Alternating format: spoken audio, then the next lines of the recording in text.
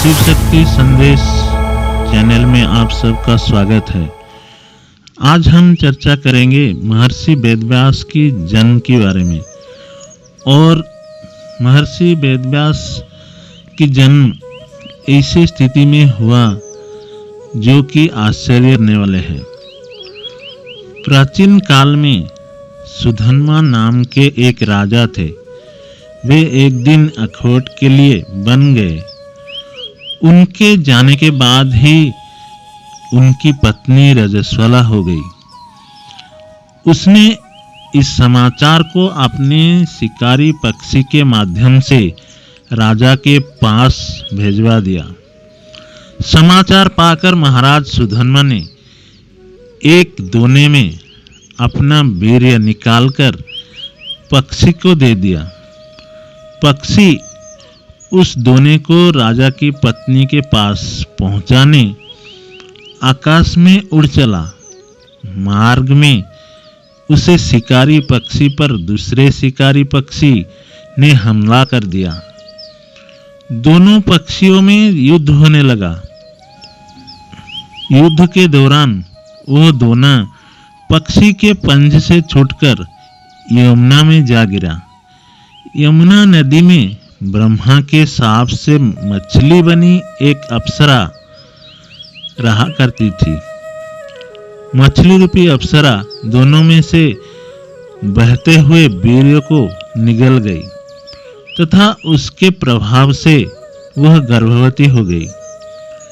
एक निषाद ने गर्भ पूर्ण होने पर उस मछली को अपने जाल में फांस लिया।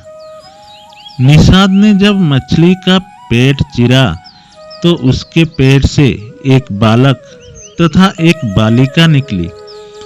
वो निषाद उन शिशुओं को लेकर महाराज सुधन्मा के पास गया।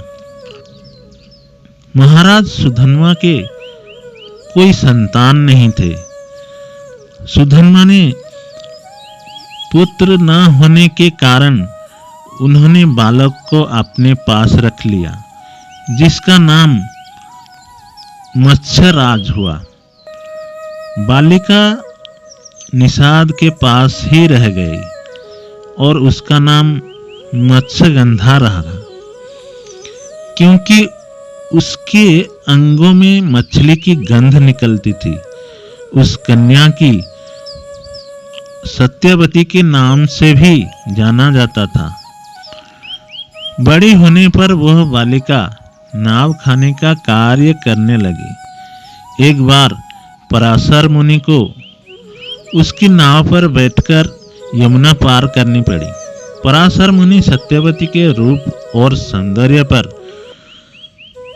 आसक्त हो गए और बोले, हे देवी, हम तुम्हारे साथ सहवास के इच्छुक हैं। सत्यवती ने कहा, मुनिवर, आप ब्रह्मज्ञानी हैं और मैं निषाद कन्या, हमारा सहवास संभव नहीं है। तब पराशर मुनि बोले, तुम चिंता मत करो, प्रसूति होने पर भी तुम कुमारी ही रहोगे। इतना कहकर उन्होंने अपने योग बल से चारों ओर घने कोहरे का जाल रच दिया और सत्यवती के साथ भोग किया।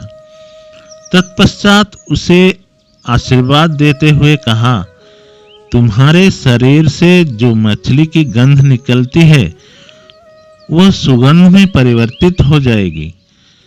समय आने पर सत्यवती के गर्भ से देव वेदांग में पारंगम एक पुत्र हुआ।